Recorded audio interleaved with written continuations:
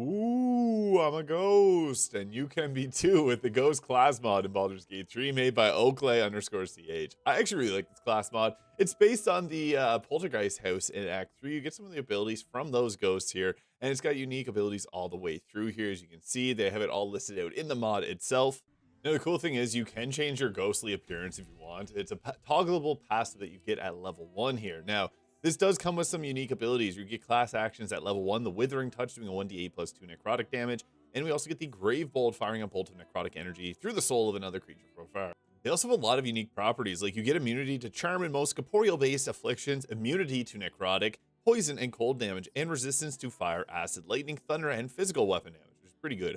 But you also get disadvantage on strength and constitution saving throws and ability checks. So that's obviously a big downside as well. We do get the earthly anchor here, so this allows you to receive healing that is normally meant from like alchemical or organic sources, so like health potions, but you actually can't get healed from spells, kind of similar to if you play Divinity Original Sin 2. We also aren't slowed down by any difficult terrain or any other ground-based abilities. You can cast Withering Touch at a creature moving out of your range, and with the deadly opportunity here, kind of like Warcaster. We also get the ethereal, you can't be shoved, thrown, or be used as an improvised weapon. I hate being shoved and thrown around. Incorporeal movement gives you an enemy's disadvantage on attack rolls against you for opportunities. So you can always just run away and have a good chance of getting away. Dark vision up to 12 meters and ghostly forms, which I showed at the very start of the video. Now, this is a charisma based caster. And one thing I do want to mention, if you're having trouble with this mod, you may have to toggle your 1+1+2 bonuses to the stats, as it may not have those selected. I like to go with a 16 charisma as our main spellcasting stat and 16 dexterity, as ghosts have high dex, and 14 constitution. And don't forget, we do have to put some skill proficiencies on. So deception's always a nice one. I also like sleight of hand or stealth if you're going with more of a like stealthier playthrough. And I guess you can go with all three of them there. Level 2, we get careful veil. While you're in your invisible form, you have disadvantage on dexterity saving throws due to your dispersed form there. We also get a ability to fly using movement speed, vanish there as an action and concentration, turn invisible, dematerializing yourself, and dreadful glare as a bonus action, which can potentially frighten a target for 2 turns on a wisdom save.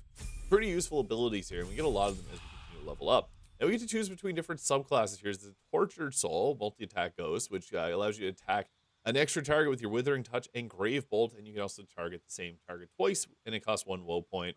So we also got that Haunt ability giving Phantasmal Force Psychic, but also the Curse, which is kind of interesting because it's going to make it vulnerable to damage. Now, the enemy will move out of the way of this. It does cost 2 woe points. We also have the Primordial here, which gives you an additional invocation, the Armor of Shadows. This is also the invocation version of the Whispers from the Grave, or the Speak with Dead, I should say.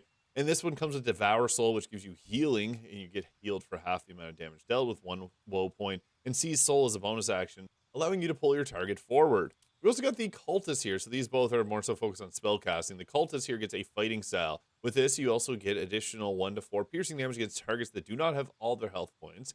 We get Ethereal Escape. If you have 30% health points or less, you can cast Vanish as a bonus action. We cannot be disarmed, and we also get proficiency with daggers, short swords, and rapiers, and light armor. We also get the Fiendish Vigor, giving us health points, and Stunning Gaze, which makes the target stunned, which is actually a really good ability as a bonus action. Stuns are very powerful. And there's also the Revenant Beastmaster here, which gives you all bow proficiencies, bonus to your ranged weapon attacks, beast speech, and then you also get the Grave Shot, adding additional damage on your attack and healing you, and then also the Revenant's Mark, which lets you mark a target. I'm going to go with the Cultist subclass here, and we're going to go with the dueling fighting style there, because I like the martial focus of this class, but you can follow along with any of the other subclasses as well. Now, for the first feat, an ability score improvement on our charisma is nice, or the bonus to our initiative from alert. Either of these are good choices. I like the charisma increase, especially if you're the face of the party. Level 5 gives us our telekinetic push, which can potentially knock a target prone and give them force damage as a bonus action. And the telekinetic throw, which can pull them towards you and also knock them prone. We also get our extra attack here at level 5. It's very nice to have, and we got those extra damage on riders that are going to go on top of our weapon. We also get Nihilism here, which reflect on your wretched existence. Take 9 psychic damage and gain 3 woe points, usable ones per long rest. Now be mindful of this. If you have the Resonant Stone, you're going to get hit a little bit harder. There's also the Ghostly Visage here, which gives you a 2d6 of necrotic damage, and they'll take half damage on a save. Then we also get Ghostly Screeches, which does psychic damage and pushes them back, wounding them and possibly debilitating them. And our subclass feature, Murderous Retort. No transgression goes unpunished. Whenever a creature targets you with a melee attack as a reaction, you can immediately strike back them. This is really good. Riposte, anytime you can get a reaction attack, it's very strong. So it's basically an extra attack per turn if you're able to proc it, and typically you can, as we also take half physical damage. Kind of nice. Spectral camouflage at level 7 here. After retargeting by an attack, you can use reaction to blur, which gives enemies disadvantage on attack rolls against you. Level 8, we should take alert at this point. It's just nice to go first, or you can go with the charisma increase as well. Again, if you want another one. Murder hungry here. Every time you kill a creature with a critical hit, will gain one stack of unstoppable. You may only have one charge gain this way at a time. Unstoppable makes it that the damage you take from the next hit is only 1, which is pretty crazy. And we also get a 5% increase to our crit chance, or 1 increase. And we get Aura of Murder. This is pretty crazy. It does cost 4 woe points, but you could also use the Ballast Armor. We got light armor proficiency with the subclass, so if you didn't want to spend that, but hey, it's really worth it. Level 10 gives us our turn resistance. We get advantage on saving throws against any spell that turns undead, and the enemy will try to use that against us. Level 11, magic resistance. You have advantage on saving throws against spells and other magical effects. You can imagine that is pretty good. It's a level 11 subclass or class ability, so it's quite strong.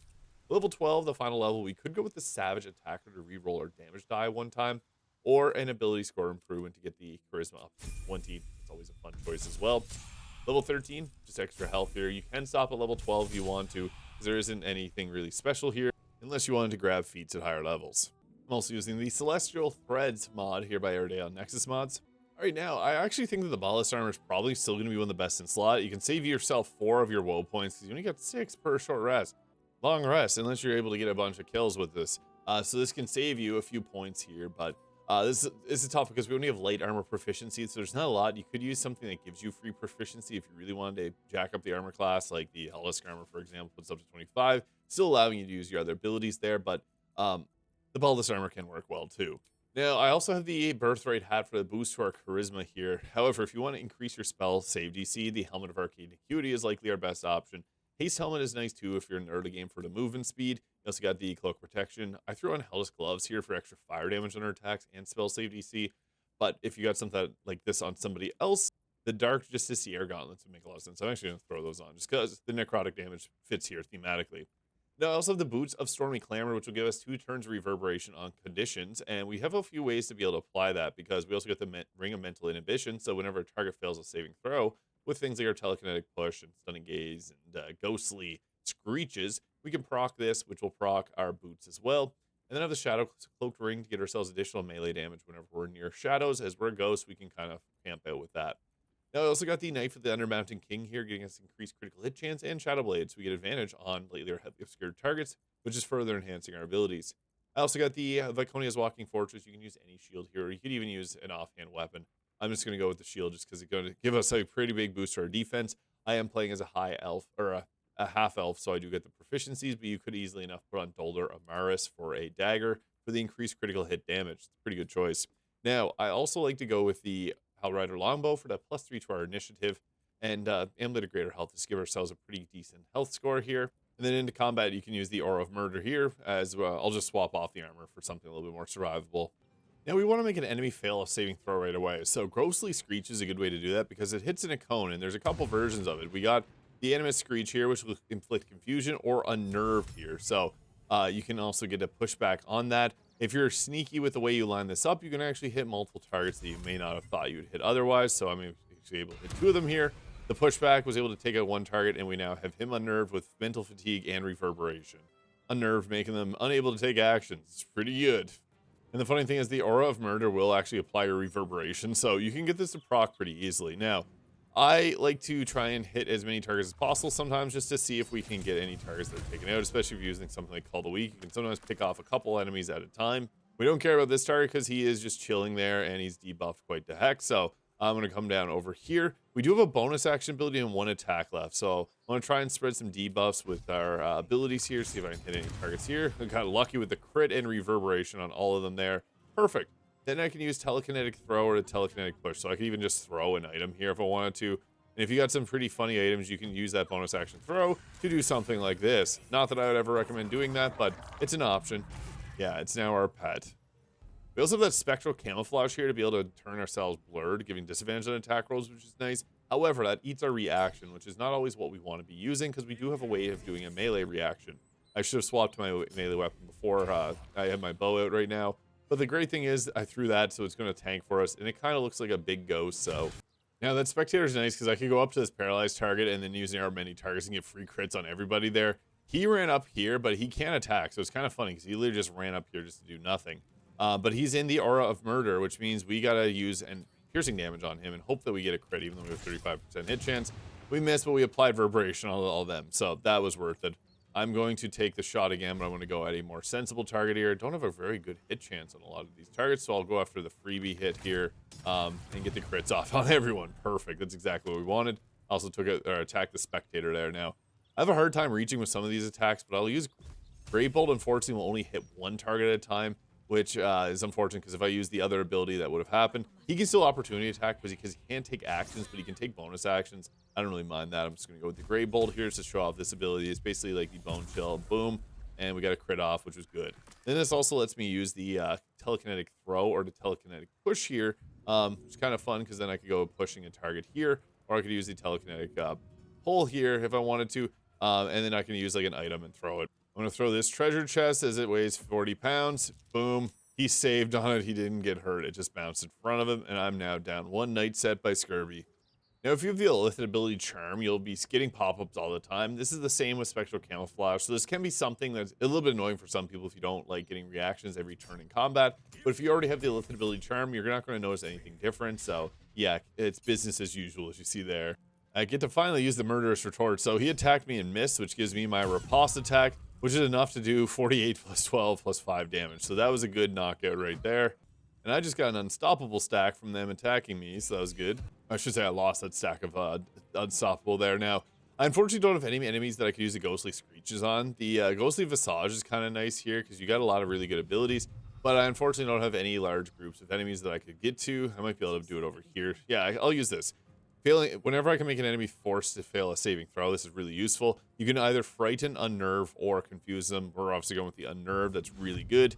Harder to land this, but yeah, we unnerved a bunch of people, meaning they just skip their turns. So they're all useless. They're not going to do anything really important here. It's kind of nice. And we could also, if there's a paralyzed person around here, and there is, we can then go ahead with our arrow many targets trick, because this is going to be a free crit to everybody because we get a crit off of them, and it's going to double all the damage. We somehow miss them. Let's try that again. And boom, there's a crit. So yeah, it crits and hits everybody here, which is super useful. And then we get the telekinetic push, which is kind of funny because it's going to apply another condition if it doesn't get saved. And you can also use the nihilism anytime here, which will basically make you take damage. I have unstoppable, which is nice because otherwise I was about to take 18 psychic damage being doubled from the resonance stone. Yeah, that might be the technique, is to use it when you have the stacks of unstoppable. Otherwise, you'll take a bunch of damage. I also don't need to have the resonance stone. I just have it in my pocket all the time, and it always ends up hurting me. Jeez, the spectator's running around everywhere. He's getting into so many fights and bringing more enemies into it. And you're going to see they can't take actions, so they just run around, which is really good for us because this just frees up our actions. And it's kind of funny because, yeah, they're not going to do anything here. So I got really lucky. Another paralyzed target here, which means arrow of many targets spam to another target. It's going to take them out, but they're going down while also they're doing a little bit extra damage to this enemy here. I don't think there's anyone else here, but sometimes they're hiding in all the blood pools. Oh, wow, this is very bad luck.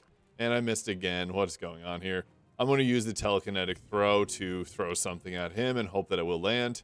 I'll throw a box full of guns at him, and 12 damage was enough to take him out. Perfect. The telekinetic throw is kind of funny. You can use your modded heavy items to do a little extra damage. I don't have anything else that I could really do, so I'm just going to try and hit some of the targets that are running away and miss them. I just want to mention that the spectator is actually not part of this mod, but it is part of the base game, and not a lot of people really use it, but it's from the Zentarum hideout in Act 1. You can get a pet version of it. If you get that iron flask, you can throw it at any time.